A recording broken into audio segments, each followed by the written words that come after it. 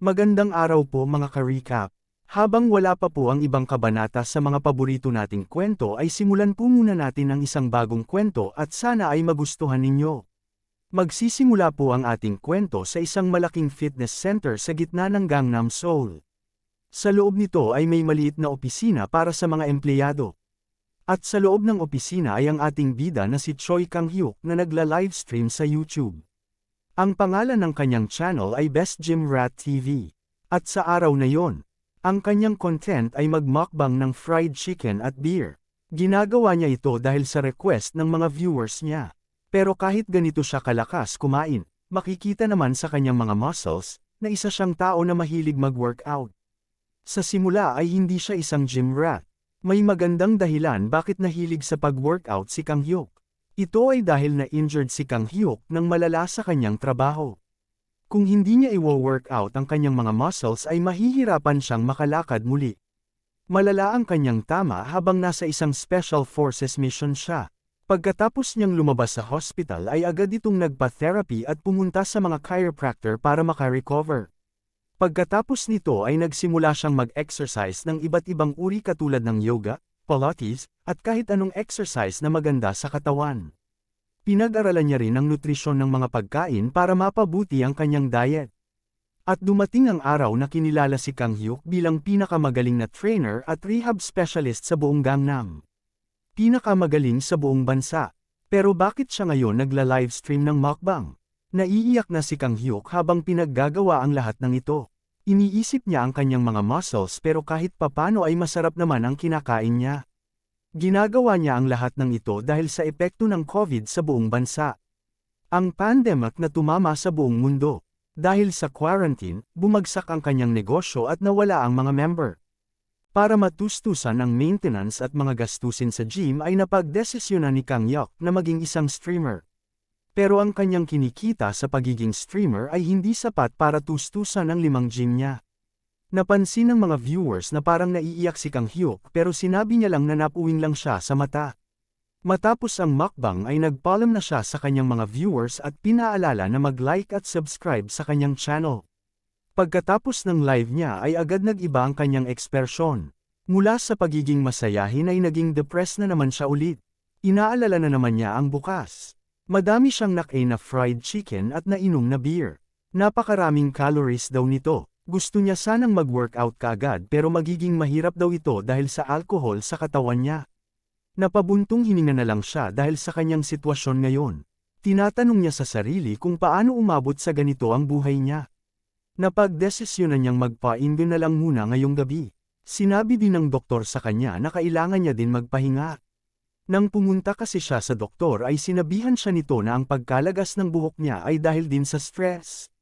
Nang marinig niya ito ay parang tinamaan siya ng kidlat. Ayon sa doktor, hindi ito napapansin masyado ni Kang-hyuk dahil malakas ang pangangatawan niya pero sa katanuyan, nasa bingit na ng pagbagsak ito dahil sa stress. Kailangan niya daw bawasan ang kanyang mga trabaho dahil kung hindi, magiging kalbo siya. Hindi ito matanggap ni Kang-hyuk.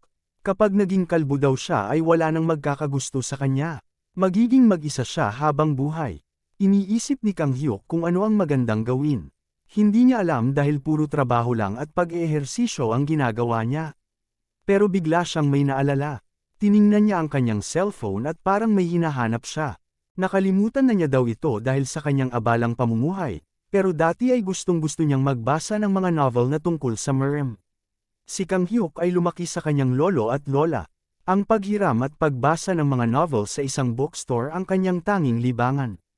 Isa itong magandang alaala para sa kanya. Parati siyang napapagalitan ng kanyang lolo dahil palagi siyang pumupunta doon. Napansin niya ang mga pamilyar na author at mga novel na gustong-gusto niya noon bata pa siya. May nakita naman siyang bagong serye na nakuha ang atensyon niya. Hindi niya pa daw nakikita ang pamagat na ito noon. Shaolin Monk Chronicles. Ang bida ay si Mujin na kung saan ay pumasok siya sa isang templo ng Shaolin at gagawa ng sarili niyang daan patungo sa pagiging martial artist. Sinubukang basahin ito ni Kang-hyuk. At hindi niya pinagsisihan ito. Nagagandahan at nag-e-enjoy siyang basahin ito. Pakiramdam niya ang nakaka-relax ang ginagawa niya. Hindi na niya daw maalala ang huling pagkakataon kung saan nakaramdam siya ng ganito ka-relax. Pakiramdam niya ay nanambalik siya sa kanyang pagkabata. Nakaramdam ng antok si Kang Hyuk habang nagbabasa at ilang sandali pa nga ay nakatulog na siya. Nakatulog siya sa sahig sa tabi ng kanyang cellphone. Bigla itong umilo ng napakaliwanag at bumalat ito sa buong kwarto ni Kang Hyuk. Ilang sandali lang ay may boses na siyang naririnig. Ginigising siya nito at tinatawag siya sa pangalang Mujin. Kailangan daw nilang bumangon para mag-ehersisyo. Nang marinig ni Kang Hyuk ang mga salitang ehersisyo ay agad itong bumangon na parang sabik. Pero nagulat siya sa kanyang nakikita. Isang batang kalbo. Nagpapanak ito dahil umalis na daw ang lahat at sila na lang ang natitira. Mapapag-alitan daw sila. Tinanong siya ni Kang Hyuk kung paano daw siya nakapasok sa kanyang bahay. Sino daw ang batang ito at sino ang kumalbo sa kanya? Tinanong siya ng bata kung anong pinagsasabi niyang bata. Mas matanda at mas malaki daw siya kaysa kay Mujin. Hindi naman makapaniwala si Kang Hyuk na mas malaki pa ang bata sa kanya. Ang tangkad niya ang 180 sentimetro. Ang bigat naman niya ay 70 kilogramo. Tinanong niya ang bata kung may sira daw ba ang mata niya. Pero nang tiningnan ni Kang Hyuk ang paligid ay parang nasa ibang lugar siya. Hindi ito ang bahay niya. Napansin niya rin na iba ang kanyang pananamit, ang isa na rin siyang kalbo. Kinabahan siya sa nakikita at napapansin sa paligid. Nasaan daw siya at bakit siya naging kalbo? Naalala niyang tinawag siya ng bata sa pangalang Mujin.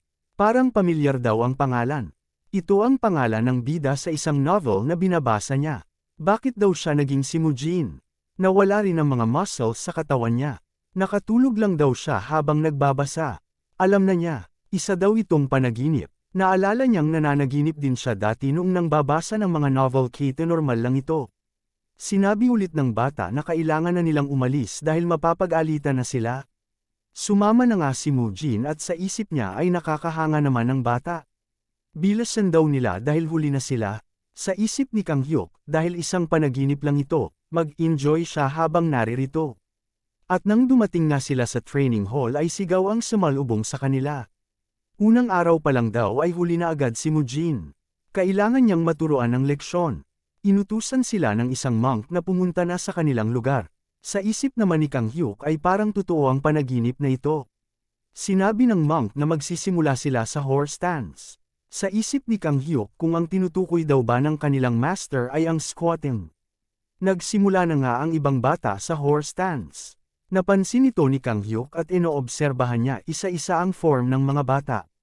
Ano daw ang ginagawa ng mga ito? Masisira daw ang kanilang mga tuhod kapag pinagpatuloy nila ito. Ganito na lang ang pag-aalala ni Kang Hyuk dahil habang nasa rehabilitasyon siya noon ay natutunan niya rin ang tamang posture at forma ng pag-e-exercise. Alam niya kung gaano kaimportante ang lower body at core exercises. Maraming beses na niyang nakita na mas prioridad ng mga trainer ang upper body kaysa sa lower body na siyang malaking pagkakamali. At ngayon naman ay isang maling exercise ang ginagawa sa kanyang harapan. Masyado daw malayo ang agwat ng kanilang mga hita. Kailangan nilang tuwirin ang kanilang likod at bahagyang pasulong ang katawan nila. Nasa sitwasyon ngayon si Kang Hyuk na kung saan bilang isang trainer ay hindi niya mapapalagpas. Sumigaw ang isang monk na ang lower body ang pundasyon ng kanilang martial arts. Sa isip naman ni Kang Hyuk ay kung alam ito ng monk bakit pa niya pinapagawa ang maling exercise na ito. Patuloy na naglibot ang monk at pinapaalala sa mga bata na kung hindi nila magagamit ang lower body nila para mapanatili ang kanilang balanse, hindi nila mapapalabas ang tamang lakas para sa kanilang mga suntok. Hindi naman makapaniwala si Kang Hyuk sa pinagsasabi ng instructor nila sa mga batang mali nga ang mga posture. Sa kasamaan palad, si Kang Hyuk ang klase ng trainer na hindi pinapalagpas ang iba na mag-exercise ng may maling posture kahit na sa tingin niya ay nasa panaginip lang siya. Biglang sumigaw si Kang Hyuk at pinagalitan ng instructor at mga bata. Wala daw silang alam sa exercise. Nagulat ang lahat, hindi lang ang mga kasama niyang estudyante pero pati na ang mga monk. Bumulong ang batang kasama niya at tinanong niya kung ano ang problema sa kanya ngayon. Galit na galit ang instructor at pinagalitan si Mujin. Ang lakas daw ng loob niyang sumigaw sa gitna ng training. Pati na rin ang ibang monk ay galit na galit. Nagdadahilan lang di si Mujin dahil nahihirapan siya sa training. Iniisip ni Mujin na dahil ba nasa loob siya ng isang martial arts na novel ay nararamdaman niya na may lakas ang bawat sigaw nila. Pero kailangan niya pa rin daw sabihin ang dapat na sabihin. Biglang nagsalita si Kang Hyuk na kinailangan niya lang punahin ang mali. Sa isip niya ay hindi siya magpapasindak sa kanilang intimidasyon. Mas madali pa daw ito kumpara sa pagharap sa mga nakakainis na mga member ng gym niya. Tinanong naman siya ng galit na instructor kung sinasabi ba niyang mali ang training ng mga Shaolin. Pakiramdam ni Kang Hyuk ay parang napakatotohanan ng panaginip niya. Sasabayan niya daw ito at magsisilita na parang martial artist din. Sinagot nga siya ni Kang Hyuk bilang si Mujin na mali nga ang ginagawa nila. Kapag pinagpatuloy daw nila ito ay siguradong masisira ang kanilang mga tuhod at mararamdaman ang epekto kapag tumanda na sila. Para naman sa instructor ay dahilan lang ito namang mga mahihina para makaiwas sa training. Hindi naman makapaniwala si Kang Hyuk sa sinabi ng mga instructor. Hindi daw ba para sa mga mahihina ang martial arts kaya sinasanay nila ang kanilang katawan at pag-iisip para lumakas? Pero parang sinasabi ngayon daw ng instructor na hindi ito pwedeng matutunan ng mga mahihina.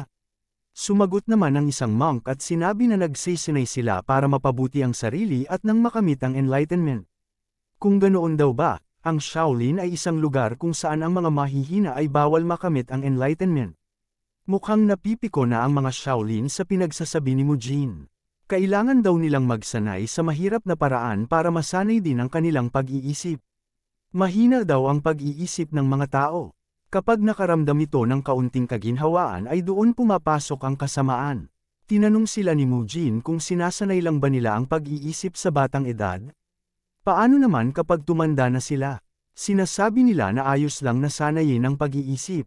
Sinasabi nila na ayos lang kahit masira pa ang mga tuhod nila kahit bata pa sila.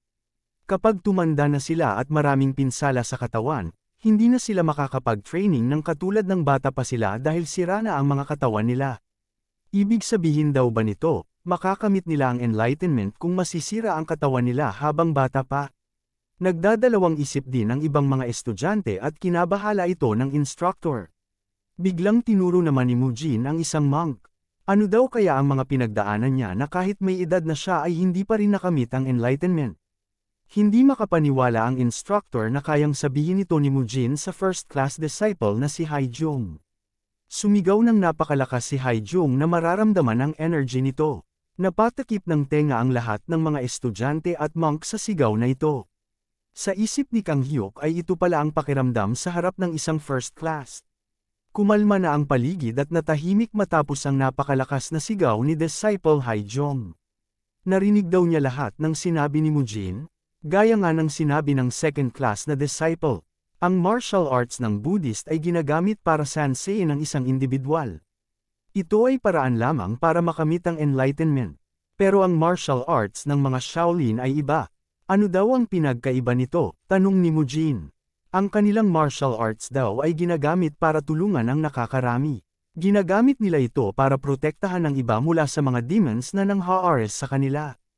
Tinanong siya ni Mujin kung ginagawa daw ba nila ang training na nakakasira sa tuhod para maprotektahan ang mga nakakarami. Naiinis na si disciple Haijong sa batang si Mujin. Kung hahayaan niya daw ito ay siguradong magiging masamang impluensya daw siya sa ibang bata sa paligid niya. Pero hindi pwedeng parusahan ng katulad niya ang mga bago at batang monk. Pero nakaisip siya ng paraan. Kung totoo daw na mali ang paraan ng training ng mga Shaolin ay kailangan niya itong patunayan. Paano daw tanong ni Mujin? Ayon kay Haijong, kung sa tingin ni Mujin ay mali ang paraan nila, ibig sabihin ay alam ni Mujin ang tamang paraan. Kaya gusto niyang subukan kung manalo si Mujin laban sa isang monk na inaral ang paraan ng mga Shaolin. Sino daw ang kanyang makakaharap? Magiging patas lang daw ito ayon sa kay Haijong kung lalabanan niya ang kasabayan niyang pumasok sa templo. Tinawag ni disciple Haijong si Mugang. Kailangan daw patunayan ni Mujin ang kanyang sinasabi. Bibigyan daw siya ng 7 araw para maghanda. Kailangan niyang magsanay ng paraan na sa tingin niya ay tama at pagkatapos ay kailangan niyang labanan si Mugang. Sa isip naman ni Mujin ay paano naging patas ito kung halata naman na mas malaki at mas mabigat ang kalaban niya sa kanya. Umaarte lang daw siya na parang may pakialam sa pagiging patas ng laban. Gusto lang nila na patahimikin siya at hindi na magreklamo. Sa isip naman ni Haijong ay nakagawa siya ng sitwasyon na sa tingin niya ay hindi na makakapagreklamo si Mujin pero biglang nagulat sila sa sinabi ni Mujin na lalaban daw siya. Nagbulungan ang ibang mga estudyante sa sagot ni Mujin. Sa isip ni Mujin ay hintayin lang nila daw sa loob ng 7 araw ay ipapakita niya sa kanilang lahat. Sinabi namang ni Haijong na mukhang napili ni Mujin ang mas mahirap na daan. Bumalik na daw sila sa kanilang training. Nilapitan siya ulit ng bata at sinabihan na bakit niya daw kailangang gawin yon. Humingi na lang siya ng paumanhin kay Haijong para matapos na ang lahat. Sinigawan naman ng isang instructor ang bata at sinabi na bumalik na ito sa kanyang posisyon. Ang pangalan pala ng bata ay si Muyong. Masama naman ang tingin ng ibang mga estudyante kay Mujin. Sa isip naman ni Haijong ay magkikita sila matapos ang 1 linggo. Umabot nga ng maghapon at nagpatuloy lang si Kang Hyuk aka Mujin sa kanyang exercise. Pinagpapawisan na ito pero parang kalmado lang siya at kayang-kaya ang ginagawa habang ang ibang kasamahan naman ay hirap na hirap na. Kanina pala ay galit na tinanong siya ng isang instructor kung bakit iba ang exercise na ginagawa niya. Sinabi niya na pinayagan siya ni Disciple Haijong na gawin ang kanyang gustong training. Sinabi ni Haijong sa isang instructor na hayaan si Mujin sa kanyang sariling training. May kasunduan sila, kahit pinagpapawisan na ay nakangiti pa rin si Mujin. Binubulong niya sa mga kasamahan na hindi tama ang kanilang posture. Masisira ang kanilang mga tuhod kapag pinagpatuloy pa nila ito. Napakabata pa daw nila, sino naman ang ako ng responsibilidad kapag nasira ang mga tuhod nila? Patuloy ang pagkumbinsi ni Mujin sa ibang kasama. Naririnig ito ni Haijong pero nagtitimpi lang siya. Sumunod na araw ay maagang nag-training ulit si Mujin at umabot ito ng 2 oras. Handa na sana siyang kumain at makuha ang nutrisyon na kailangan niya. Tinawag na siya ni Muyong para kumain. Pero may naghihintay sa kanya na hindi niya inaasahan at ito ay isang malaking problema. Ang pagkain nila ay kanin lang at gulay. Ang sa harap niya ay ang pagkain ng mga Buddhist at binubuo lang ito ng mga gulay dahil sila ay mga vegetarian. Sa isip niya ay paano naman ang nayang protina? Anong klaseng side dish naman daw ito? Pero nagulat siya nang naamoy niya ang pagkain kahit nananaginip lang siya. Mabango naman daw ang amoy ng pagkain kahit gulay lang ito. Pero ano naman daw kahit mabango ang pagkain? Sa huli ay gulay lang ang mga ito. Nanginginig si Mujin sa galit at gutom. Bigla siyang napasigaw at sinabi na pang-aabuso daw ito sa mga bata. Pinagsabihan siya na huwag magsalita habang kumakain. Pero galit pa rin na sumigaw si Mujin na buong umaga silang nag-training pagkatapos ay gulay lang ang kanilang kakainin. Galit na ang mga monk sa kanya dahil wala daw siyang galang. Hindi na makapagtimpi ang isang monk. Tuturuan niya na daw ng leksyon si Mujin. Hindi naman maintindihan ni Kang Hyuk bakit sila pa ang galit matapos sila itong nagbibigay ng kaunting pagkain lang. Kung ganito daw kahirap ang training nila ay dapat lang na kailangan nila ng protina. Hindi niya ito papalagpasin. Hindi niya hahayaan na masayang ang kanyang exercise. Napatigil naman ang lahat nang biglang may pumasok sa kainan nila. Siya ang hall leader na si Hyunmoon. Napadaan lang daw siya kaya siya pumasok. Siya ang food hall leader na nangangalaga sa mga pagkain ng mga Shaolin. Mukhang masyado daw gutom si Mujin. Kung hindi daw sapat ang pagkain para sa kanya ay maaari naman siyang kumuha ulit. Pero sinabi ni Mujin na sapat naman ang pagkain. Tinanong naman siya ni Hyunmoon kung ano ang kulang. Sa isip ni Hyunmoon ay isa lang itong gawain ng isang gutom na bata. Hahayaan niya lang muna ito dahil naiintindihan niya ang nararamdaman ng bata. Nagulat ang lahat nang tinanong ni Mujin kung meron daw ba silang chicken breast. Mukhang nagagalit na rin si Hyunmoon sa sinabi ni Mujin. Hindi makapaniwala ang lahat sa sinabi ni Mujin. Mabilis naman siyang tinanong ni Muyong kung ano daw ang problema sa kanya. Kanina pa daw na parang may mali sa kanya. Masakit daw ba ang ulo niya o ano? Sumigaw si Mujin na kailangan nilang kumain ng protina. Pero bigla siyang napatigil. Nararamdaman niya ang kanyang katawan parang may kakaiba. Noong nag-exercise siya ay napagod siya. Naamoy niya rin ang mga pagkain. Kung panaginip ito ay dapat kanina pa siya nagising.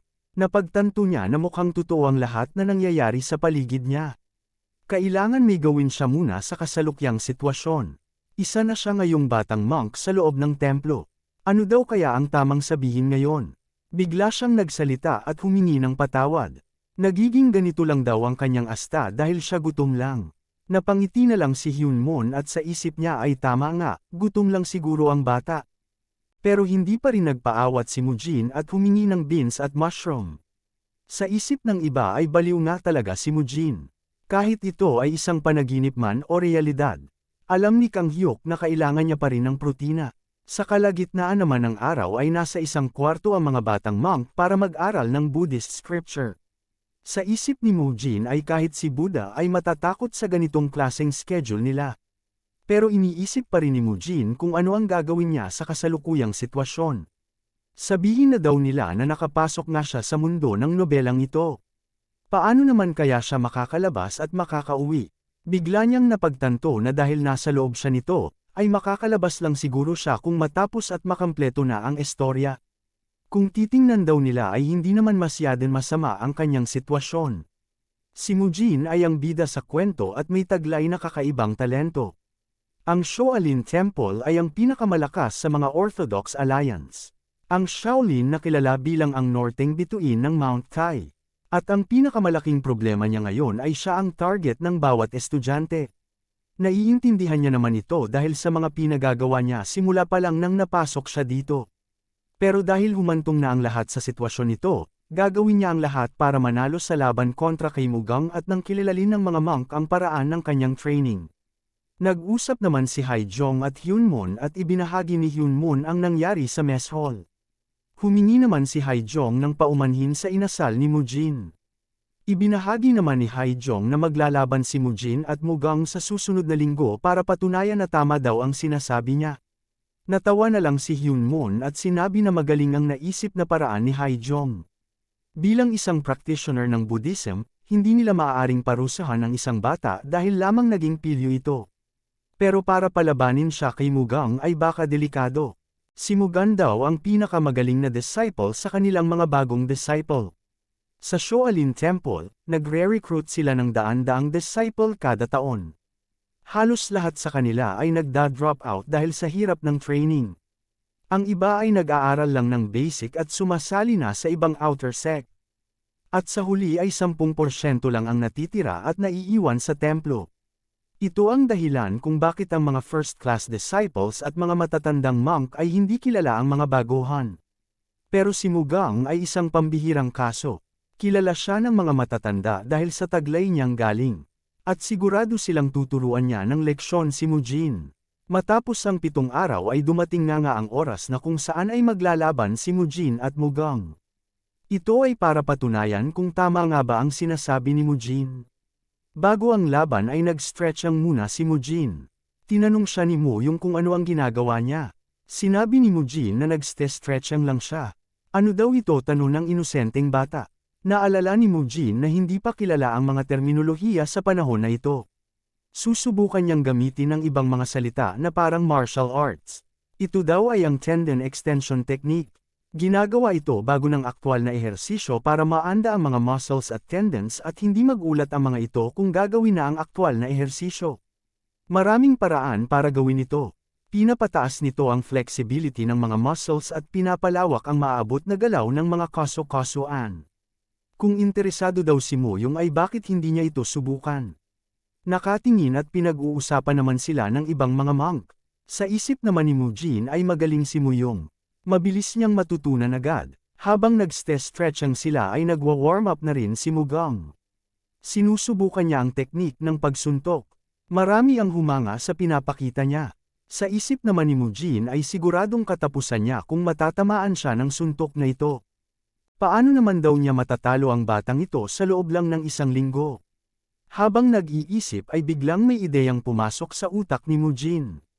Kailangan niya lang daw gamitin ang bagay na yon. Napansin ni Haijong na mukhang hindi nga nagdahilan si Mujin at tumakas.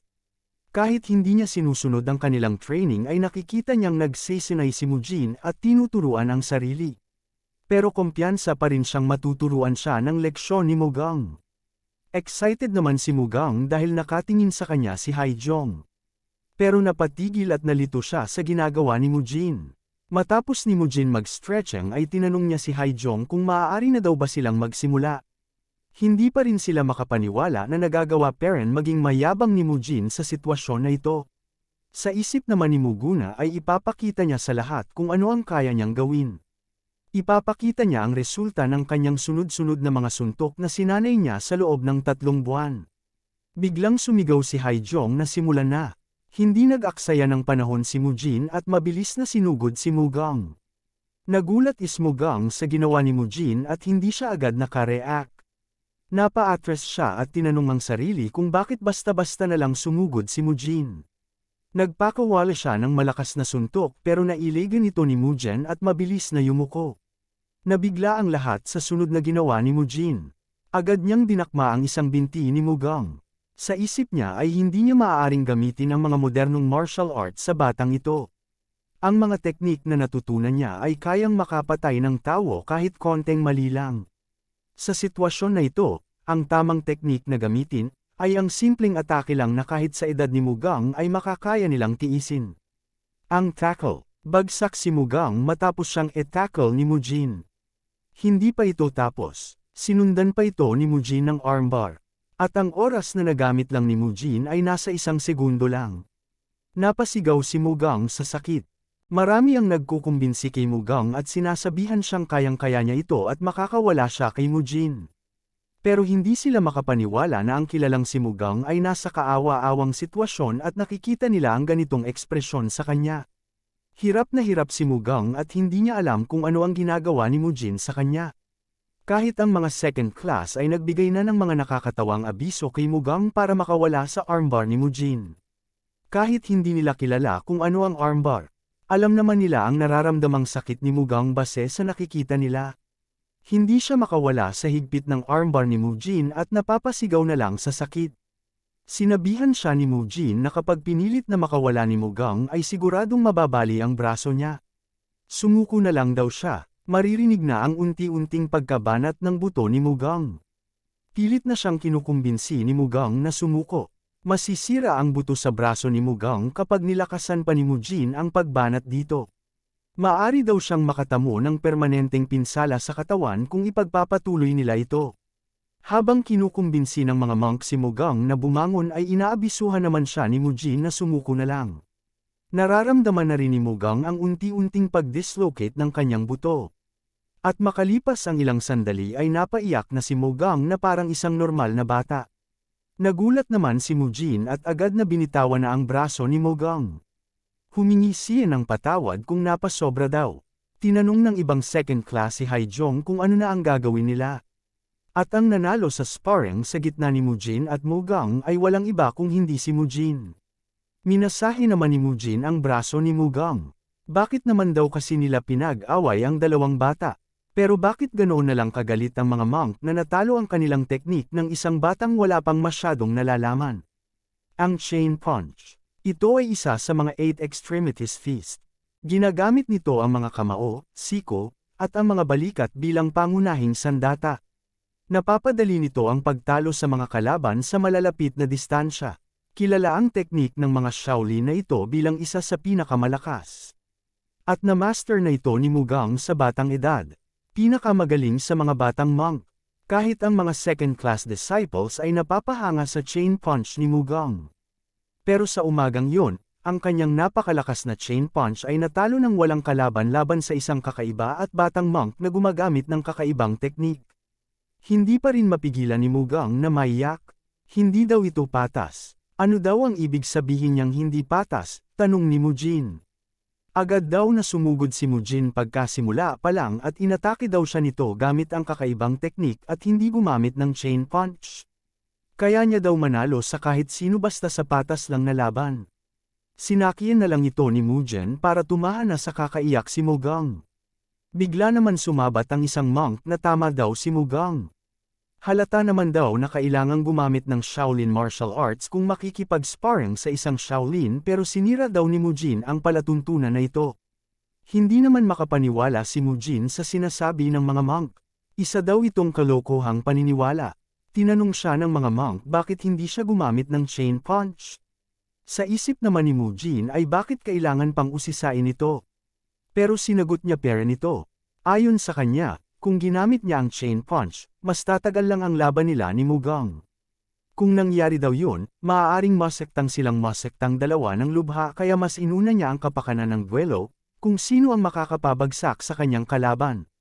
Napaiyak niya nga daw si Mujin pero napabagsak niya ito nang walang natatamong injury sa katawan. Hindi pa rin ito matanggap ng mga second-class disciples at ayaw nilang tanggapin ang paliwanag ni Mujin.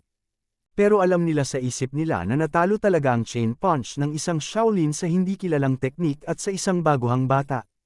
Ayaw na lang tanggapin sa sarili nila pero talagang natalo si Mugang.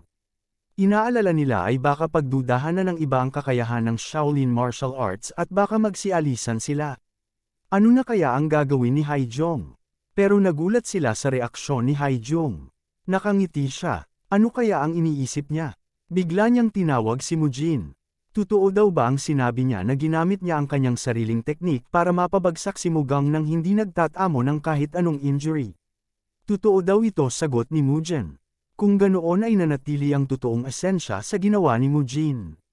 Siya ang nanalo sa duelong ito. Nagulat ang mga second-class disciple at mga baguhang monk sa reaksyon ni Haijong. Kahit si Mujin ay hindi sigurado kung kinikilala nga ba ng matandang ito ang kanyang pagkapanalo. Pero sinabi ni Haijong na nanalo lang si Mujin dahil ang level ng kalaban niya ay isang talunan. Nasakta naman si Mugang sa narinig. Ayon kay Haijong, ang pinakarason kung bakit natututo sila ng martial arts ay para puksain ang mga masasama at ang mga demonic heads na natuto ng martial arts. Ipapakita niya sa kanilang lahat ang esensya ng Shaolin martial arts. Ang totoong kapangyarihan ng Shaolin na kayang puksain ang mga demonic heads. Pinakuha ni Haijong ng malaking bato ang mga monk.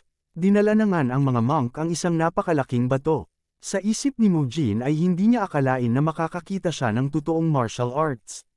Tingnan daw nilang mabuti. Ito ang totoong chain punch na inaaral nila ngayon. Huminga ng malalim si Haijong. At nang walang anunawi bigla niyang inipon ang kanyang lakas sa mga kamao niya at sinantek ng napakabilis ang bato. Nawasak at tumilapon ng piraso ng mga bato sa paligid. Manghang-mangha ang mga bata pati na si Mujin. Hindi mapakali ang mga bata. Gusto na agad nilang matuto nito. Hindi nila akalain na ganito pala kalakas ang chain punch. Sa isip ni Mujin ay ito na nga. Ito talaga ang totoong martial arts. Ang martial arts na kung saan ay isang impact lang ay kayang batasin ang bundok. Isang kumpas ng espada na kayang pabagsakin ang higit sa 100 mga kalaban. Isang suntok na kayang pasabugin ang kalaban. May naalala si Mujin nang naisip niya ang salitang pagsabog. Tinanong niya si Haijong. Hindi daw ba't sinabi niya na ang Shaolin martial arts ay paraan para madaig ang kalaban nang hindi sila nasasaktan? Tama daw, sagot ni Haijong. Ano naman daw ang problema? Tinuri ni Mujin ang mga bato at tinanong kung bakit pinasabog niya daw ang bato. Natahimik si Haijong. Natahimik din at hindi nakasagot ang ibang mga monk. Nagkaroon ng sandaling katahimikan sa training ground sa mga sandaling yon. Matapos ang training sa umagang yun ay agad din na ibinalita ni Haijong ang nangyari sa kanyang master na si Hyun Sung. Siya ang Arhat Hall leader at tagapangasiwa ng edukasyon ng mga bata. Sa tingin naman ni Hyun Sung ay hindi ordinaryong bata si Mujin. Sang-ayon din si Haijong pero arogante daw si Mujin ngunit siya din ang batang pinakadedikado sa pag-iensayo ng chain punch. Pero mukhang nababahala si Haijong dahil baka nagsisinay si Mujin ng chain punch ay para malaman ang mga kahinaan nito. Nag-aalala sila na baka isang spy si Mujin mula sa Unorthodox Alliance o sa mga demonic cult. Pero sa tingin naman ni Hyun Sung ay hindi spy si Mujin. Kung spy siya ay sana hindi siya gumawa ng eksena na makakakuha ng atensyon ng nakakarami. Wala muna sila ngayong kailangang ipag-alala. Isa pa lamang siyang baguhang disciple. Kailangan lang nilang obserbahan muna ang bata at alamin kung espesyal ba talaga si Mujin o isang spy. Habang nag-iisip si Hyun Sung ay may naisip siya. Paano daw kung galing si Mujin sa isang pamilya ng mga martial artist? May katuturan daw ito dahil imposible naman na natutunan ang mga teknik na ginamit niya sa sarili lamang. Para sa isang bata daw, ang pinakamagaling para sa kanila ay ang kanilang ama. Siguro daw ay gusto niya lang patunayan na mas magaling ang kanyang ama kaysa sa ilang libong taon ng turo ng mga Shaolin. Kung naririnig lang siguro ito ni Mujin ay mahihimatay siya dahil sa mga kalokohang pinag-uusapan ng dalawa. Tinanong ni Hyun Sung si Haijun kung ano ang magandang gawin kay Mujin. Tinalo daw niya si Mugang kaya baka maging mas arogante ito. Paano kaya kung ipagkatiwala nila ito kay Bibgang? Ang tinutukoy daw ba ni Hyun Sung ay si Bibgang ng disciplinary court. Huwag daw mag-alala si Haijong, Nag-volunteer si Bibgang na pumunta sa Arhat Hall dahil may kinakailangan din siyang gawin dito. Kung ganoon daw ay magandang ideya nga ito.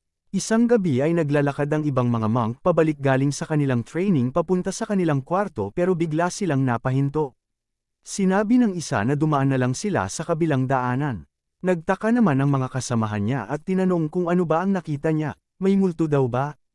Tinanong naman ng isang monk kung ano ang ginagawa ng isang yon.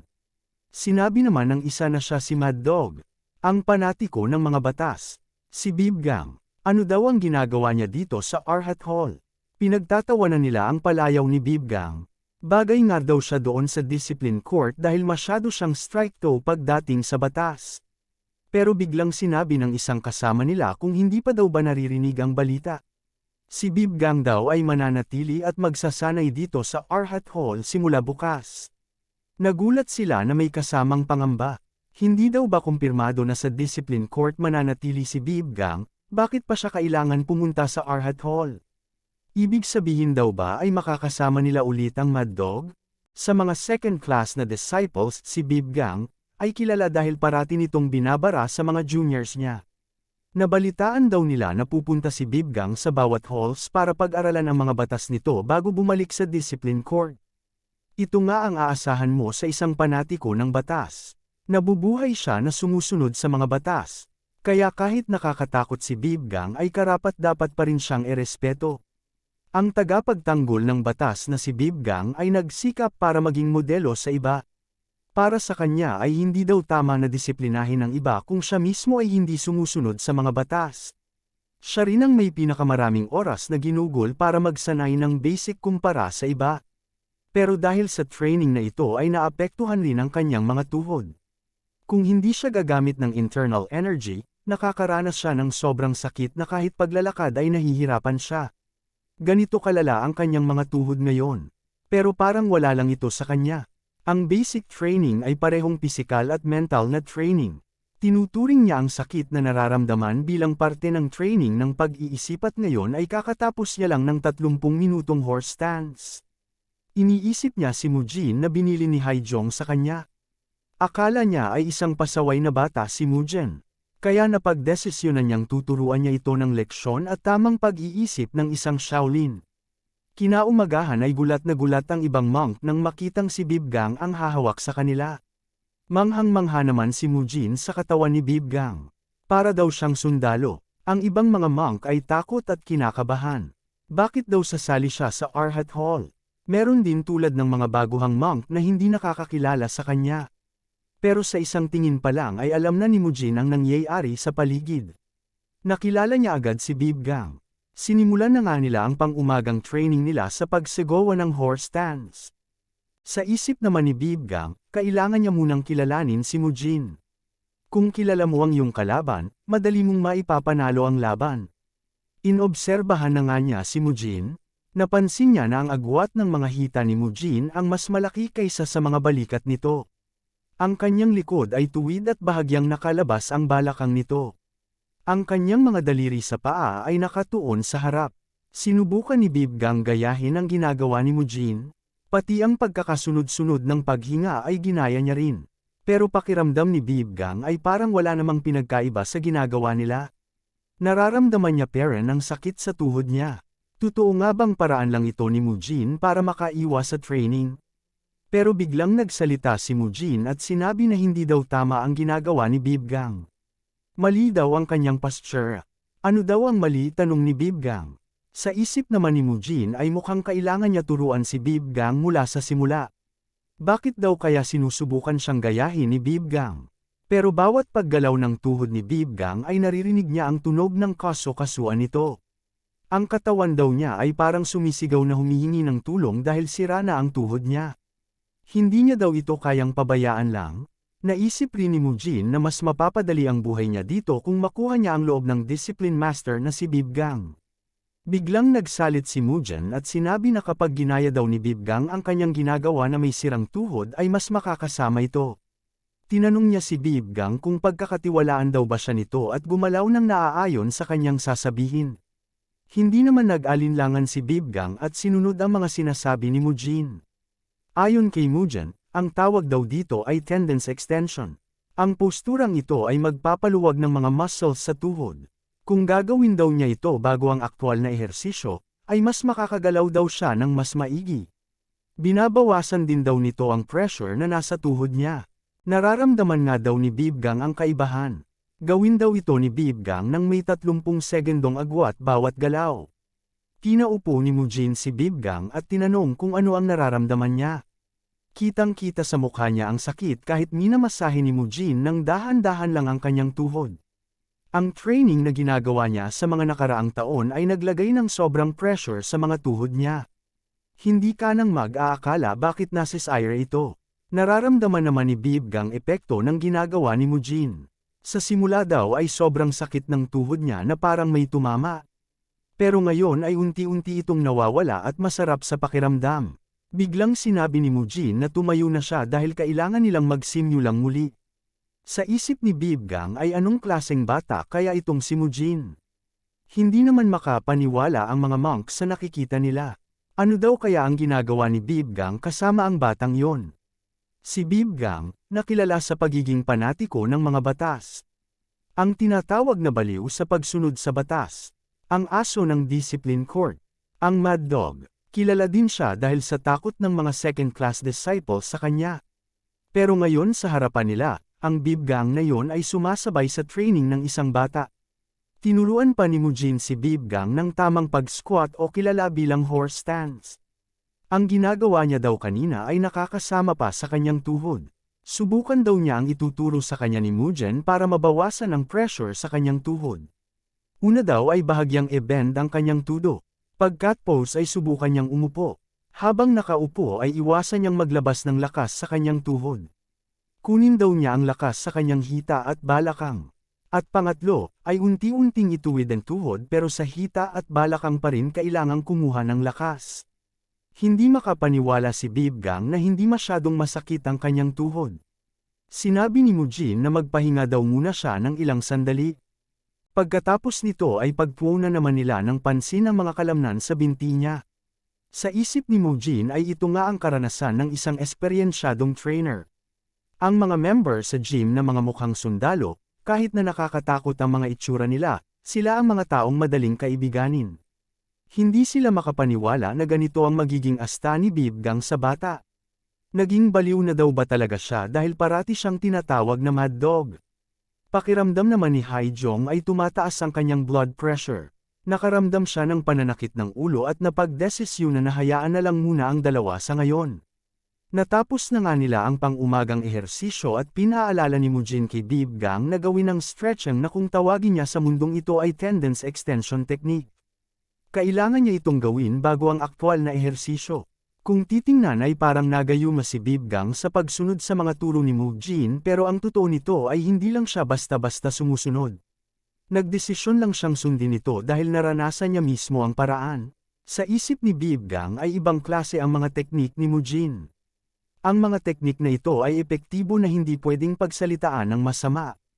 Halos wala siyang nararamdaman na sakit sa mga tuhod na parati niyang nararanasan. Ramdam niya rin ang pag-inat ng kanyang mga muscles sa lower body niya. Tinanong ni Bibgang si Mujin kung ang teknik na ito ay galing sa kanyang pamilya. Mukhang galing daw sa isang kakaibang pamilya si Mujin. Sinabi daw ng mga seniors na ang teknik ni Mujin ay galing sa kanyang pamilya. Natuwa naman si Mujin dahil sa maling pagkakaintindi nila sa kanyang mga teknik.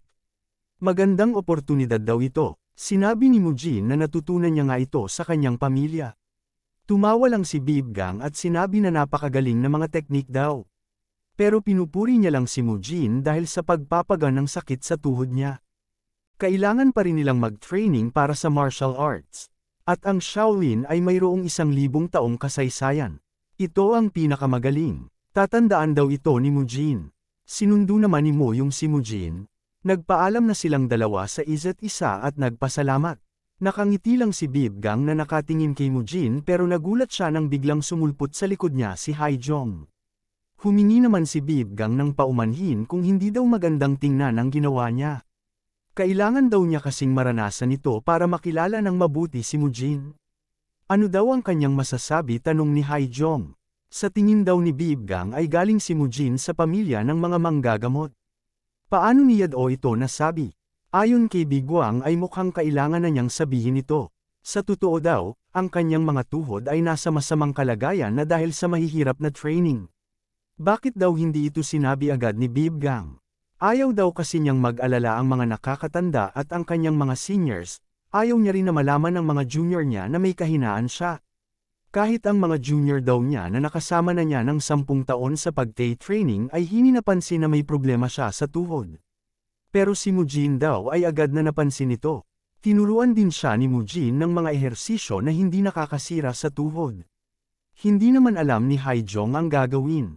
Dahil daw sa isang talentadong bata ay mukhang masisira pa ang training ng isang Shaolin. Pero sinabi ni Bibgang na huwag daw silang mag-alala dahil siya ang gagabay kay Mujin. Mas nakikinig daw ang mga bata sa nakakatanda kapag malapit sila dito. Imbis na pilitin ang paraan ng Shaolin sa kanya, mas mabuting maging malapit sa kanya at dahan-dahanin ang pagtaturo. Sumang-ayon nga si Haijong at ipinagkatiwala na ang lahat kay Bibgang. Kinahapunan naman ay makikita na parang hindi maipinta ang mukha ni Mujin. Ito ay dahil pagkatapos ng almusal nila ay agad silang nag-aral ng Buddhism. Pagkatapos ay dagdagan pa ito ng pagkain na puro gulay. Kinuha na ni Haijong ang kanilang atensyon. Tapos na daw nilang maperpekto ang stance ng chain punch. Ngayon ay magsisimula naman sila sa bagong training. May papalabas lang daw ang lakas ng isang martial arts kung matagumpay na mapagsasama ang external at internal energy. Simula sa araw na yon ay kailangan nilang ma-master ang kanilang internal energy. Ipapakita daw ng 2 second-class disciple ito. Simulan naman daw nila ang lotus position na natutunan nila. Naaalala na ni Mujin ang posturang ito. Ipikit daw nila ang kanilang mga mata at mag-focus sa paghinga. Huminga ng malalim gamit lamang ang ilong. Pagkatapos nito ay hayaan na damaloy ang hangin papunta sa kanilang lalamunan. Panatilihin ang paghinga hanggang sa maabot nito ang energy core. Manghang-mangha sila sa nakikita. Sa wakas ay masusubukan na din ni Mujin ang martial arts na pinapangarap niya. Hindi lang si Mujin ang excited na matuto nito. Lahat ng mga bata ay gusto ding matuto. Sinimulan na nga nila ang paghinga at nag-focus lang sa boses ni Haijong. Pero may nararamdamang kakaiba si Mujin sa training na ito. Parang may mali. Ano kaya ang maling nararamdaman ni Mujin sa training na ito? Alamin po natin yan mga ka-recap sa susunod na mga kabanata. Maraming salamat po sa panunood at sana po ay nagustuhan ninyo. Please like our videos po and also subscribe to our channel. See you soon. Bye!